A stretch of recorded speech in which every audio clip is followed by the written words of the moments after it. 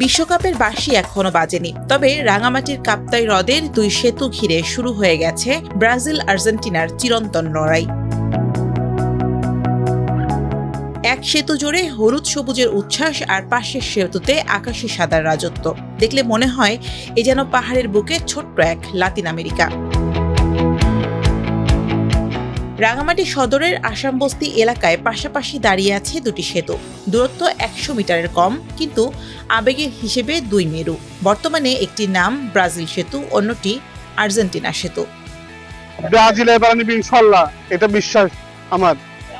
Argentina করতে পারবে না, ব্রাজিলে পারবে। আর্জেন্টিনা ব্রিজ, এখন ব্রাজিল ব্রিজ আসলে আমার খুবই ভালো লাগে, মুগ্ধ লাগে। এখানে নানা রকমের মানুষ আছে, যেমন কাপ্তাই থেকে লোকজন আসে। আমি একজন আর্জেন্টিনা সমর্থক এবং রাঙামাটির মতো জায়গায় আর্জেন্টিনা এবং ব্রাজিলের ব্রিজ আছে। এটা আমাদের যারা ফুটবল প্রেমী দর্শক, ওদের কাছে বিষয়টা খুবই উপভোগ্য। আমরা যখন ম্যাচগুলিতে জেতে আমাদের এই দলগুলো, তখন এখানকার সমর্থকরা এসে উল্লাস করে, মিছিল করে। আগামী 11 জুন যুক্তরাষ্ট্র, কানাডা ও মেক্সিকোতে পর্দা উঠবে 23তম ফিফা বিশ্বকাপ আসরের। এর আগেই এই দুই সেতু হয়ে উঠেছে পাহাড়ের ফুটবল প্রেমীদের উত্তেজনার কেন্দ্র। যেন 4 বছরের অপেক্ষার ক্লান্তি ঝেড়ে নতুন করে স্বপ্ন দেখছেন সমর্থকরা।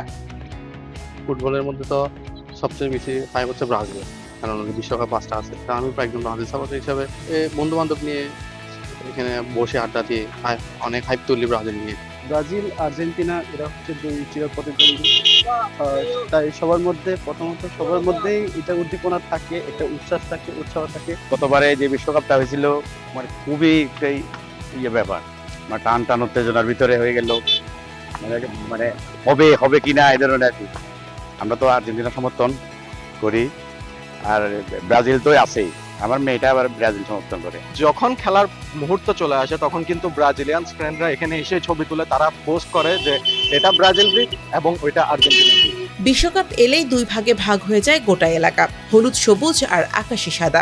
বিশ্বের মাঠ থেকে 8000 মাইল দূরের এই সেতু তখন শুধু পারাপারের পথ থাকে না, হয়ে ওঠে আবেগের নাম। সন্ধ্যা নামলেই জমে আড্ডা, তর্ক আর ভবিষ্যৎবাণী।